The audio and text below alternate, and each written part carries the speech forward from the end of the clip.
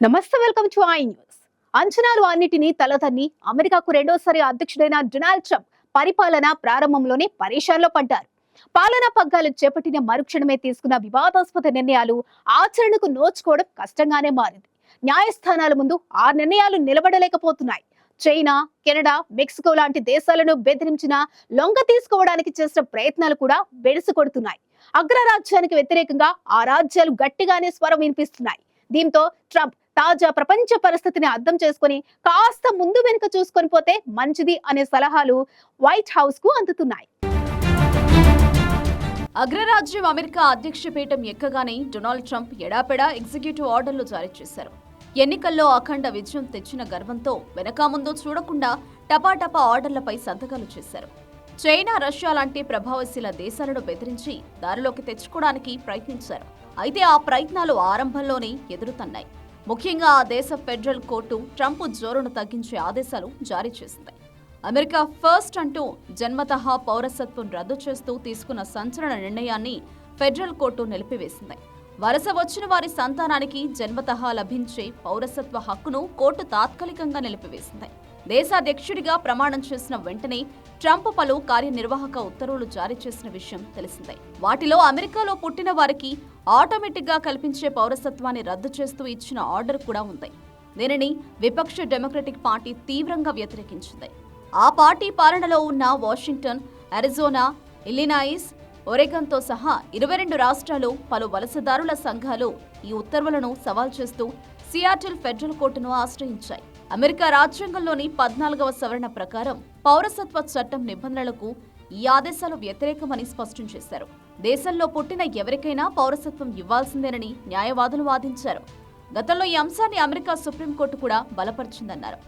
వాదనలో విన్న Seattle federal court న్యాయమూర్తి జాన్ కాఫ్నోర్ ట్రంప్ కార్యనిర్వాహక ఆదేశాలను తాత్కాలికంగా నిలిపివేస్తున్నట్లు ప్రకటించారు. ఇది పూర్తిగా రాజ్యాంగ విరుద్ధమైన ఉత్తర్వు అని స్పష్టం చేశారు. కాగా ఈ తీర్పుపై అధ్యక్షుడు ట్రంప్ స్పందించారు. దీనిపై అప్పీల్కు వెడతామని ప్రకటించారు. అధ్యక్ష పీఠం ఎక్కగానే రష్యాపై ట్రంప్ నిప్పులు చెరిగారు. దానికి రష్యా కూడా ఘాటుగానే స్పందించింది. ఉక్రెయిన్పై యుద్ధాన్ని ఆపే అంశంలో చర్చలకు రష్యా అధ్యక్షుడు వ్లాదిమిర్ పుతిన్ రాకుంటే ఆ దేశంపై మరిన్ని ఆంక్షలు విధిస్తామని అమెరికా అధ్యక్షుడు డొనాల్డ్ ట్రంప్ ప్రకటించారు. దీనిపై రష్యా తీవ్రంగా రియాక్ట్ అయింది. ఉక్రెయిన్ విషయంలో ఏం చేయాలో తమకు బాగా తెలుసు అని రష్యా విదేశాంగ ప్రకటించింది. పరోక్షంగా ట్రంప్ హెచ్చరికలను ఖాతరు చేసేది లేదని తేల్చి చెప్పింది. కెనడా నుంచి దిగుమతయ్యే వస్తువులపై ఫిబ్రవరి 1 నుంచి 25% సుంకాన్ని వసూలు చేస్తామని అమెరికా అధ్యక్షుడు డొనాల్డ్ ట్రంప్ చేసిన ప్రకటనపై కెనడా అధ్యక్షుడు జస్టిన్ ట్రూడో ధీటుగా స్పందించారు. ట్రంప్ సుంకాలు విధించినంత మాత్రాన భయపడమని, తామేంటో ఆయనకు చూపిస్తామని, కెనడా పౌరుల ప్రయోజనాలే లక్ష్యంగా పనిచేస్తామని స్పష్టం చేశారు.